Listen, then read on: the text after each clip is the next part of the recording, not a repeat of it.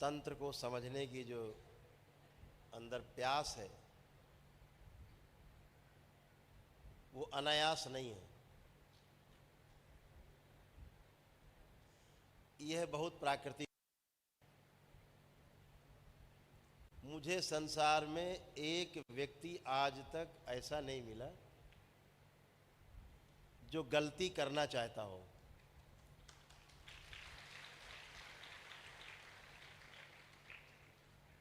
वह बात अलग है कि गलत को ही सही मान के कर रहा हो, लेकिन गलती कोई नहीं करना चाहता।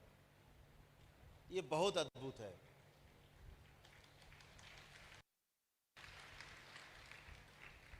ये मनुष्य का स्वभाव है, पैदा होता है। पहली गलती माता पिता करना सिखाते हैं। पहली गलती वो कौन सी गलती होती है?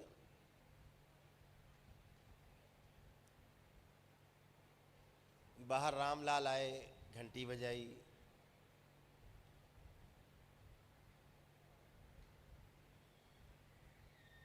भैया 2-3 बार घंटी बजाई, अंदर से देख लिया उन्होंने कि यार वो तो रामलाल आया, अब रामलाल से मिलना नहीं, तो छोटे करते हैं, बुलाते हैं, जाओ कह दो पापा घर पे नहीं है। बच्चा जाता, पापा घर पे नहीं है। वो तो समझ गया पापा घर में है, इसके मिलना नहीं चाहते, चला गया। लेकिन उसके बाद जो कुटाई होती है कि किसने कहा था कि कह दो पापा कह रहे हैं। अब वो तो बच्चा, वो तो पापा ही ने कहा तो पापा ही कहेगा, तो उसने कहा भाई पापा कह रहे। तो पहली पिटाई होती तो समझ जाता है कि पापा जब कहे कह दो घर पे नहीं है, तो ये बिल्कुल मत बताना।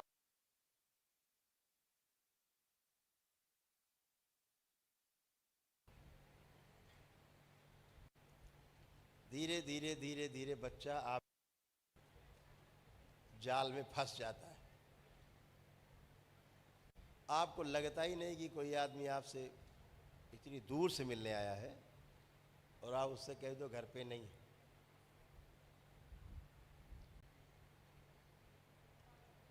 तंत्र का अर्थ व्यवस्था होता है। व्यक्ति जीना चाहता है, व्यवस्था में कोई अवरोध नहीं चाहता।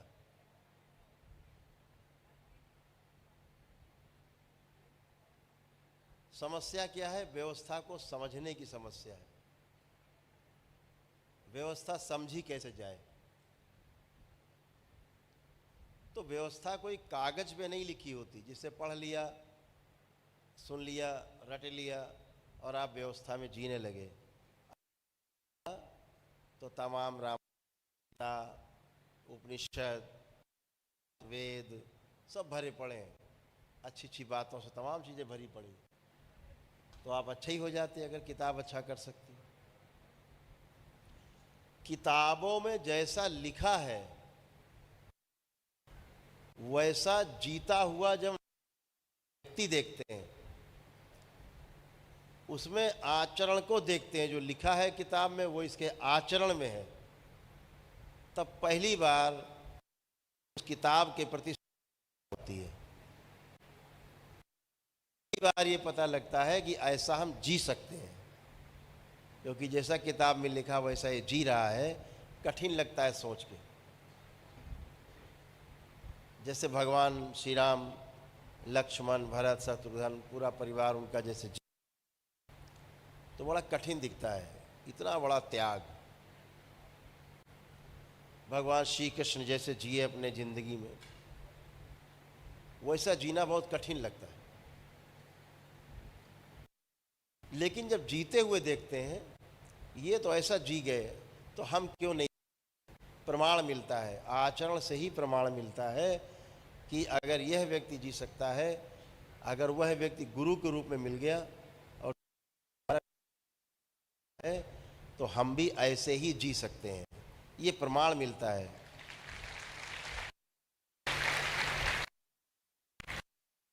गुरु का जो मार्ग आपके लिए, वो उसका केवल है, आचरण ही उसका आपका मार्गदर्शन करता है, बातें नहीं।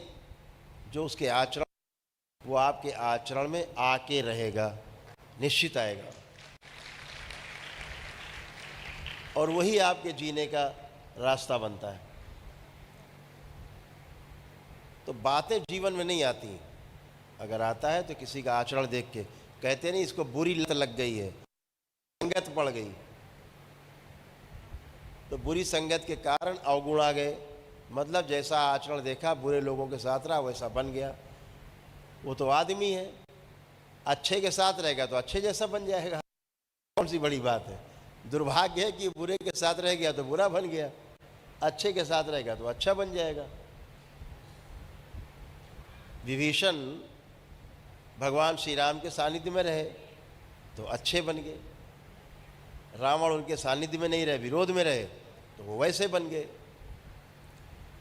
इसमें कौन सी बड़ी बात है। एक आदमी के बच्चे को जिस जानवर के साथ पहले दिन से रख दो, वो वैसी हरकत करेगा। ये व्यवस्था है, क्योंकि मनुष्य जो 3 श्रेणियां बताई गई कि पदार्थ अवस्था, प्राण अवस्था यानी सारे वन पौधे,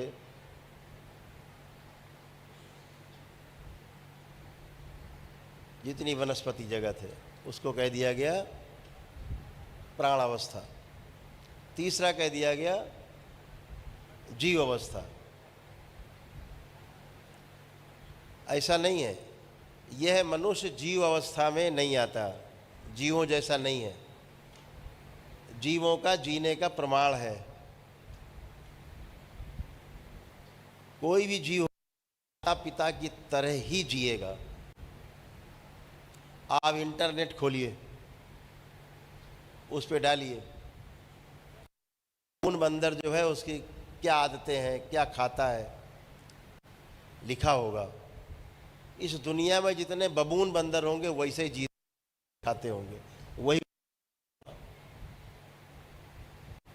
आप नेट पे डालिए, ये डॉबरमैन जो कुत्ता है वो कैसा, उसकी सोच विचार कैसी, उसकी सोच कैसी है, क्या खाना पसंद करता है, कैसा उसका नेचर है, लिखा हुआ है। गूगल बताएगा आपको। गूगल चाचा बड़े ये अपने मालिके को काट लेता है, डॉबरमैन लिखा है। रॉयट व्हीलर है, कुत्ता है, उसके बारे में लिखा है, फिरोसियस डॉग है ये, और किसी को दुश्मन को तो बिल्कुल जवाब पकड़ मार ही देता है जान से, पालना नहीं चाहिए घर में, उसके बारे में लिखा है, जंगल की ब्रीड है। तो ऐसा नहीं कि आप कोई रॉयट व्हीलर लाएंगे, आप कोई डॉबरमैन लाएंगे तो उसका कोई अलग नेचर होगा। चाहे यहाँ से या किसी कोने से ले लो डॉबरमैन, उसका वही आचरण होगा, आचरण वही होगा। बिल्ली का आचरण क्या है तो ये है, चूहे का आचरण क्या है तो कुतर डालेगा, पूरे कपड़े सब काट डालेगा, आचरण वही मिलेगा। लेकिन अगर आप गूगल चाचा से पूछो, डालो मनुष्य का आचरण क्या है, तो गूगल चाचा कोमा में चले जाते हैं, बता ही नहीं पाते मनुष्य के आचरण के बारे में। तो गूगल चाचा कंफ्यूज है, क्योंकि गूगल को बनाने वाला भी मनुष्य है। जब मनुष्य ही कंफ्यूज है तो गूगल चाचा तो बिल्कुल ही कंफ्यूज है बेचारे, बता ही नहीं सकते।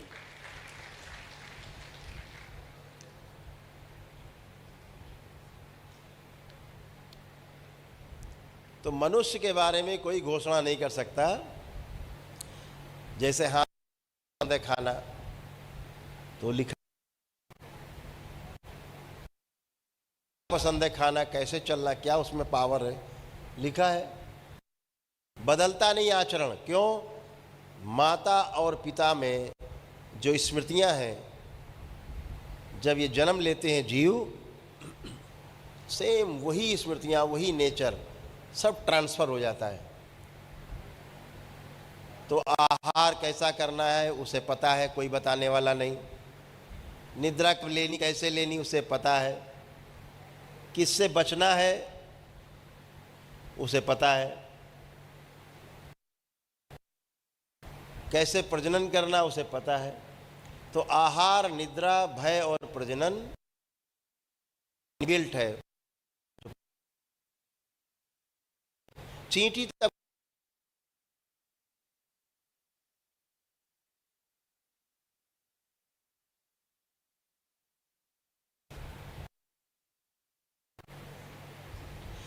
आदमी का बच्चा हो एक तरफ गाय का बच्चा पैदा हुआ, गाय के बच्चे के पास सांप, बच्चा उछल उछल के इधर उधर उछलेगा लेकिन सांप के पास नहीं जाएगा, कूद दे लेकिन उसके पास नहीं जाएगा, काट सके। एक दिन का बच्चा बछड़ा गाय का, उसे पता है से बचना है।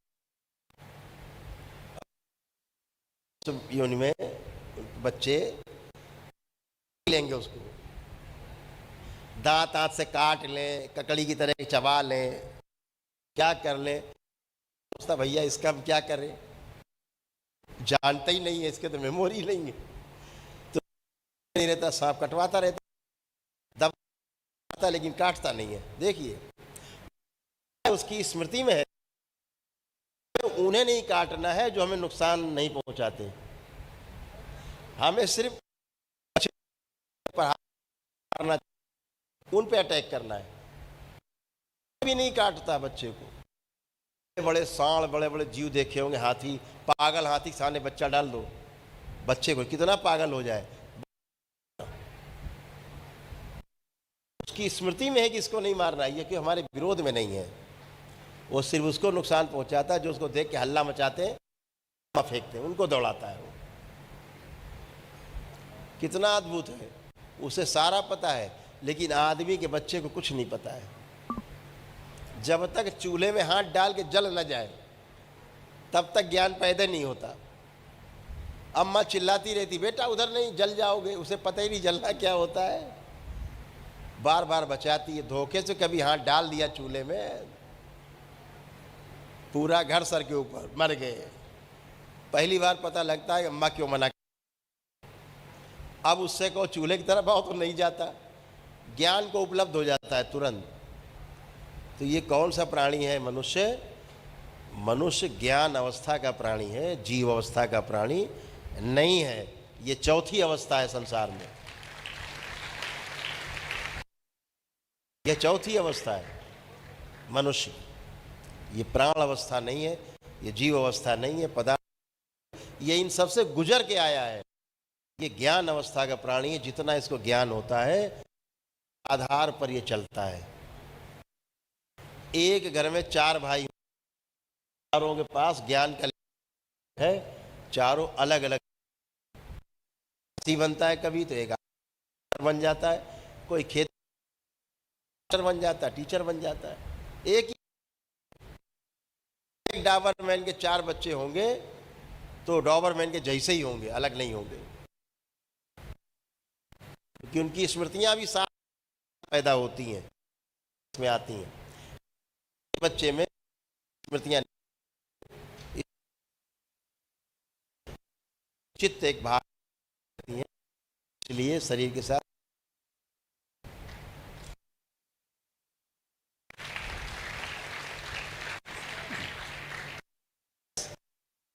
तभी उन जो जीवन होता है नहीं होता है। मेधस मनुष्य शरीर में आकर के मेधस होता है।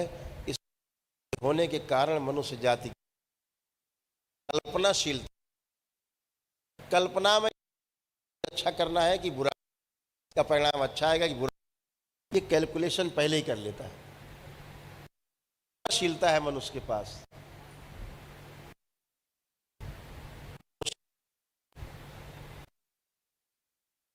ये मनुष्य के अंदर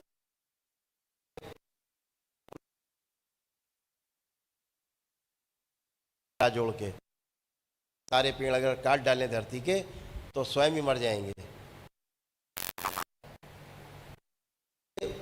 कोई नहीं कर मनुष्य।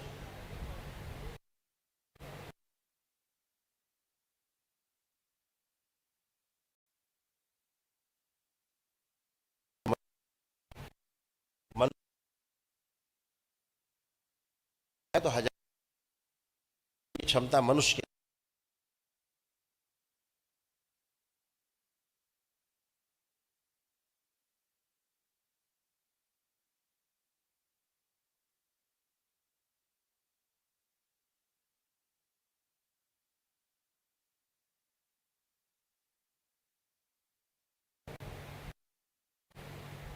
कल्पनाशीलता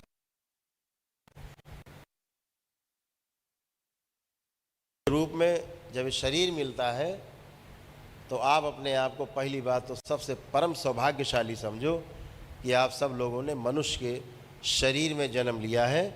ये सबसे निकृष्ट योनि श्रेष्ठ है कि अगर मुक्ति मिलती है किसी योनियों के बंधन से, इसके द्वारा ही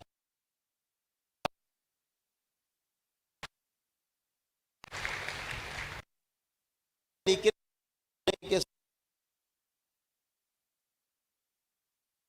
मुक्ति मिलती है। हम अध्यात्म के जरिए को उपलब्ध और जिस लिए हमारा जन्म हुआ है उसको हम सार्थक कर सकते हैं। ये इस शरीर के द्वारा ही संभव है।